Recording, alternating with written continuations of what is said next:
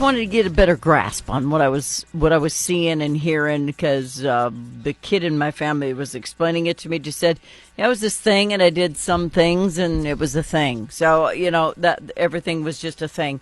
Nicole Burley is the JAG specialist at Cape Central Academy.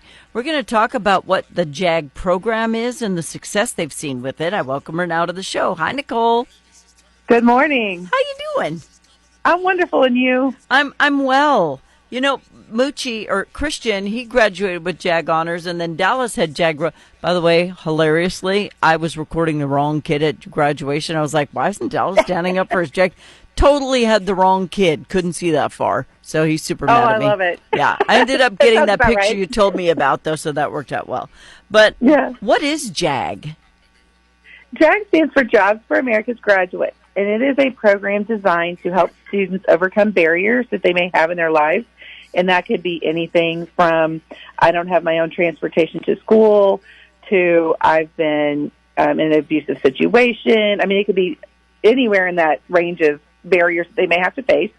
And we work with them to try to overcome those, figure out what skills they already have and increase those, and then work on their social skills and employer engagement to get them out into the community and working full-time and successful after graduation. It's difficult nowadays, and the kids can even be intelligent, but to get them to speak in full sentences is impossible. Yes.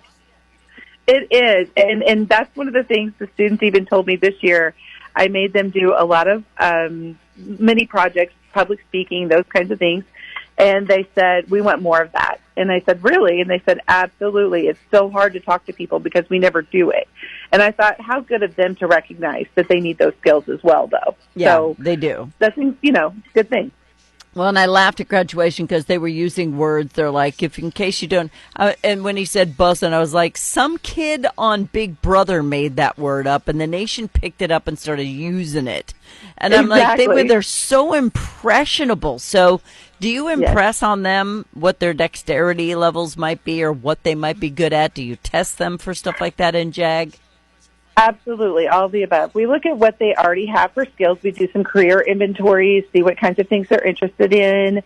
And then the biggest thing I feel like we do is expose them to as many different things as possible. We've had over 20 speakers this year in some way, shape, or form. We've gone to different businesses. We went and toured Mondi. We've been to the Bank of Missouri. Anything we can do to get them in front of businesses and people that they may or may not have already experienced or not realize what kind of jobs are held there. I think many of our students were amazed at the kinds of things that they have available to them right here in the area that they just didn't even know about. MoDOT was here and talked to them about the myriad of jobs they have, everything from mowing to secretarial work to, being one of the people who drives one of the big machines and helps pave the roads, So I thought it's just, they don't get exposed to all the things that are around here, and it's just great to get them in front of that and let them see not just their skills, but what other things they could be interested in. Well, I honestly think people would be shocked at how many of the kids who go to the academy or even just to regular schools have never really even left Cape Girardeau other than to go to a town where family lives. Agreed. We went on a trip to Jefferson City, and some of my kids stated that they had never been in a hotel before or stayed overnight without their parents anywhere. Or, we went to a restaurant here locally when we were on a trip, and some of the students had never ordered for themselves. So I think it's interesting, too, just getting them those life skills that they don't necessarily get, and not because their families don't want them to. They just don't ever have the opportunity to do it. Right. And, I spoke to a class yesterday, and I was asking them all what they'd like to be when they grow up. And I'm telling you that 80% of the boys said they wanted to go in the military. Yes, that is something we're seeing kind of make a resurgence.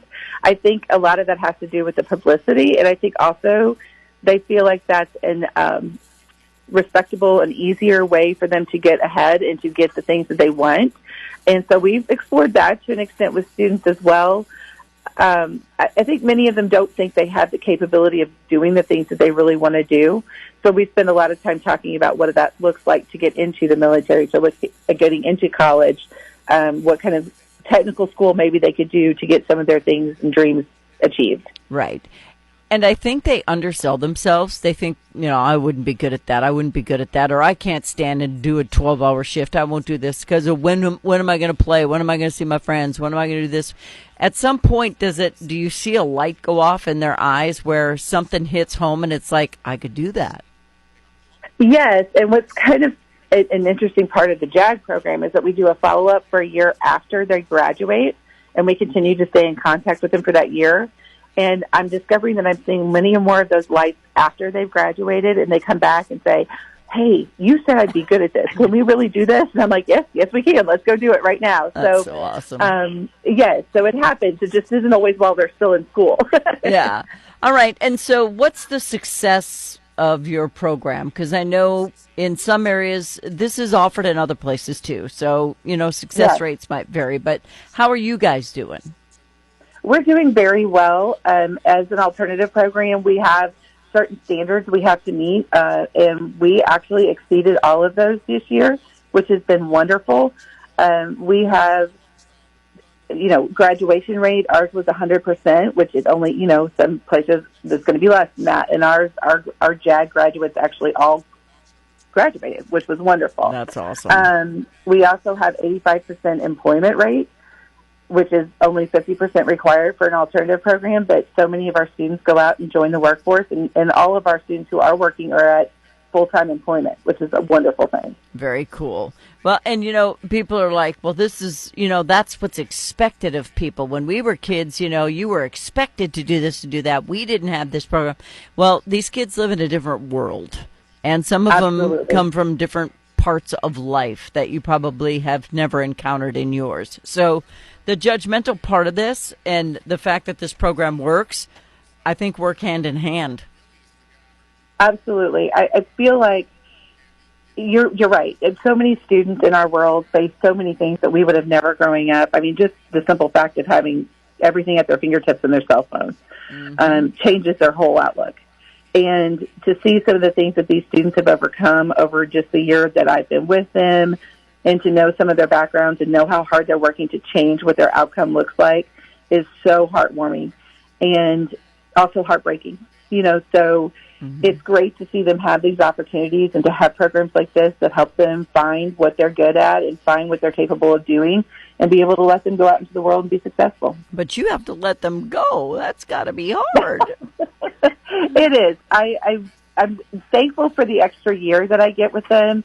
And I will tell you, it's been a blessing being in education for 20 years. I'm starting to have many students come back and speak to me and tell me how things are going. And that is the best thing you can hear as a teacher. It's just knowing they're successful and knowing that they remember you, which is, pretty awesome. Yeah. Well, Dallas said, I'm not graduating without something around my neck. I'm not going in there with just my robe. So he went into JAG and he's finished the program and he's working. So it's a good thing. He is. Yeah. Yes, it's a great thing. All right. Nicole Burley is the JAG specialist at Cape Central Academy, which is a school for kids who don't quite learn the way they would best learn in a regular school atmosphere, but they leave with all of the tools and information and knowledge they need to make it in the world. And I'm really glad we have it. Well, it's in my backyard, but absolutely, I'm really glad that we have it. So thank you, Nicole. Okay, thank you. Have a wonderful day and a good summer. Thank you as well. See you later. Bye-bye. All right, bye-bye.